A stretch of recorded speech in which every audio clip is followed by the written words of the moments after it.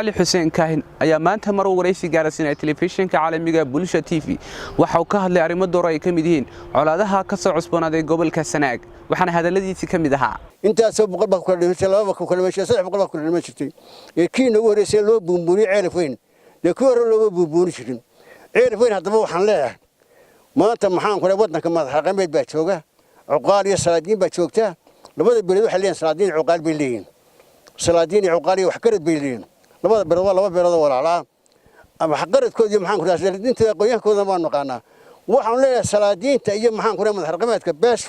labada beelad qolo kasta halkeeda iska soo warsto maanta gacan bir ku qabta maxaan ku leeyahay beeshooda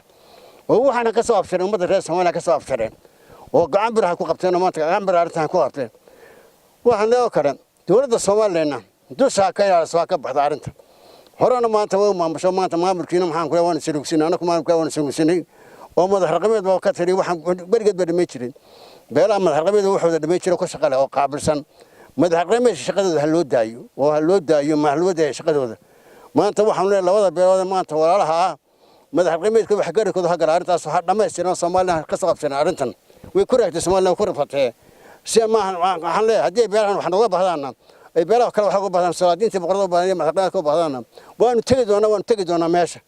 hadii iyagu dhameeyay way wanaagsan tahay laakiin waxaan leeyahay guurtiya baarlamaan iyo wax kasta way mahadsan yihiin dawladdiba laba hadlood labada beelad arintooda waxa loo daayay shaqada loo daayay madax dhaqameedka arintiisa loo sidoo kale waxa uu baaqudray bilaha walaalaha ay ku dagaalamay degmada Ceelaf Weyn wana kan isagoo arrimahaasi ka hadlaya madax dhaqameedka waxa dhameeyay jiray tan leey maanta maxaan ku dhahay xamar soo fargelisana xamar teedniftiisa ayaa duufta soo fargelinaya tan maba gano cidina soo fargelinta isku keen dir kartaa ma jirto waxaan leenahay maanta maxaan ku leeyahay wadanka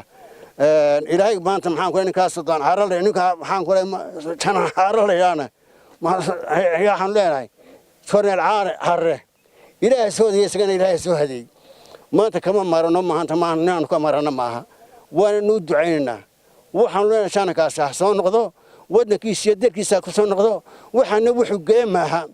reer ku dhashay wax geeymaha waxaan wax geeymaha hadda waxaan leenahay kama maarano maanta Soomaaliya kama maartay war wadankaaga dalkaaga ku soo noqo كونود مدهرات ما أنت محن كلهم مدهرات أنا وحن له جام عدة يعيا وحن له دوا بدك أبني بولي هاي أنا عدي دافع كريم جام برا ودنا كلام قبرين ما أنت عبد السواني وحكي سوى شيء سبا جام برا لو قبرين وقدامين وحاو باقدر مدحونها الصومالي لان موسى بيحي عبدي أو قبقى إنه درشة كوق قبته وقت جدا وحن له هاي متك كلام ماشي لو حويان برلمان كوي ناس حيان محن كله درشة waqtigeedii way dhaaftay doorashadu waa xabad aynu cadow ku dhufanayna doorashadu xabad aynu cadow ku dhufanayna doorashadu weey waxaan leeyahay anoo saddex dhiga arinta waxaan leeyahay doorashada waqtigeedii hal qabto